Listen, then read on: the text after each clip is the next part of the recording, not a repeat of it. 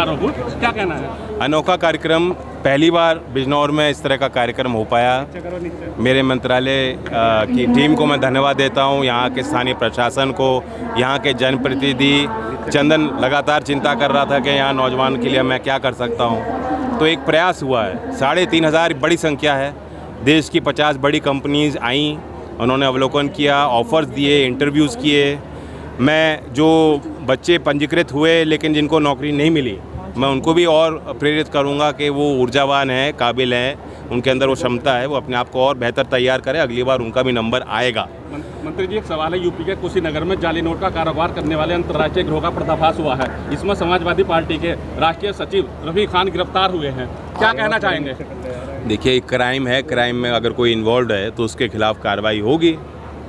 इसमें आप कोई शक नहीं कर सकते कि योगी जी का शासन किस तरह से कानून व्यवस्था को लेकर गंभीरता से काम करता है। अच्छा, अखिलेश यादव एनकाउंटर पे सवाल उठा रहे हैं यूपी सरकार के, आपका क्या कहना है? एनकाउंटर पे एक प्रक्रिया है, उसमें जांच होती है, और जब तक कोई अपराध की जांच ना हो जाए, राजनीतिक लोगों को थोड़ा सहम की बात करनी चाहिए, बच के बात करनी। अच्छा, समाजवादी के कई नेता अभी और मैं तो चाहता हूँ यूपी पुलिस इतनी मजबूत हो जाए कि गोली चलाने की जरूरत ही ना हो, यूपी इतना डर हो वर्दी का कि हमारे अपराधी तो धराशायी हो ही जाएं सारे, इनकाउंटर करने की जरूरत ही ना पड़े। अच्छा, उपचुनाव आ रहा है जी, 10 सीटों पे उपचुनाव है, आरएलडी को कितनी सीट मिलेगी? 10 सीट एनडीए लड़ेगा।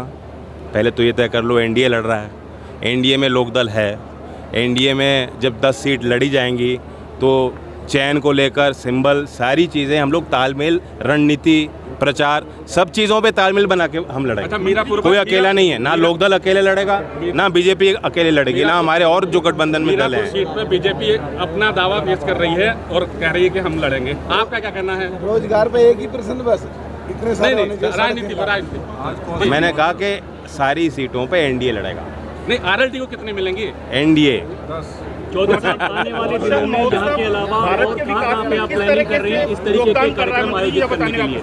देखिए, इसके बाद अभी 18-19 तारीख को हम भरतपुर में कार्यक्रम कर रहे हैं। मुख्यमंत्री जी से मेरी राजस्थान मुख्यमंत्री जी से इस संदर्भ में बात हुई है और पूरा कोऑपरेशन वहाँ राजस्थान की स्टेट गवर्नमेंट हमें देगी, क्योंकि भरतपुर भी एक पिछड़ा इलाका है, लेकिन टूरिज़्म इंडस्ट्री है, परंपरागत वहाँ बहुत इंडस्ट्रियाज हैं और बहुत पोटेंशियल है वहाँ।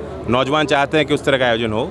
बंगाल में भी एक डिमांड आई है, जहाँ भी सांसद मुझे लिखते हैं, प्रयास करते हैं, राज्य सरकार की तरफ से कोई प्रस्ताव आता है तो इस नीति को हम आगे और तेज़ी से बढ़ाएंगे। लेकिन मुझे खुशी है कि बिजनौर से शुरुआत हुई, कौशल महोत्सव पहला जो रखा गया है वो बिजनौर में हुआ। मंत्री जी, हरियाणा में चुनाव है, आपकी पार्टी भी लड़ रही है। एक मिनट उनका ले लें। हाँ जी,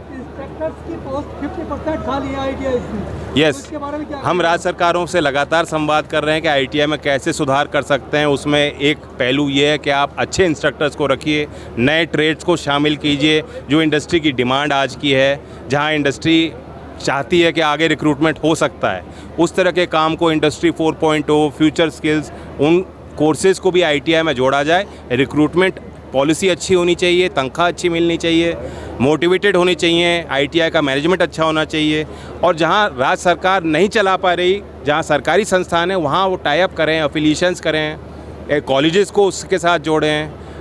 हम तो इंटरनेशनल स्किल के सेंटर्स खोल रहे हैं।